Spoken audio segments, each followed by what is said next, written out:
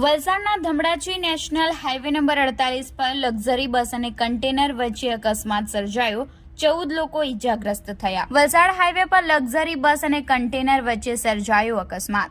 વલસાડના Dhamdachi national highway number 48 પર વહેલી સવારે એક લક્ઝરી બસ અને કન્ટેનર વચ્ચે અકસ્માત સર્જાયો હતો, જેમાં બસમાં સવાર મુસાફરો સહિત કન્ટેનર ચાલક સાથે આશરે 14 વ્યક્તિઓને ઈજા પહોંચતા તેમને સારવાર માટે નજીકની હોસ્પિટલમાં ખસેડવામાં આવ્યા હતા।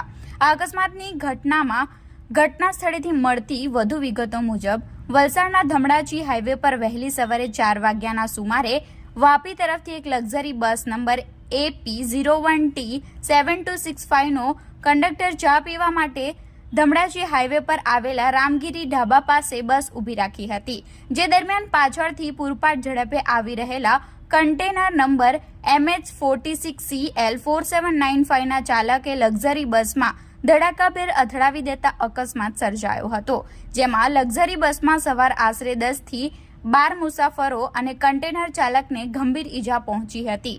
આ અકસ્માત થયા બાદ 108ની 3 એમ્બ્યુલન્સ ઘટના સ્થળે દોડી આવી હતી અને ઈજાગ્રસ્તોને વલસાડની સિવિલ હોસ્પિટલમાં સારવાર માટે ખસેડવામાં આવ્યા હતા।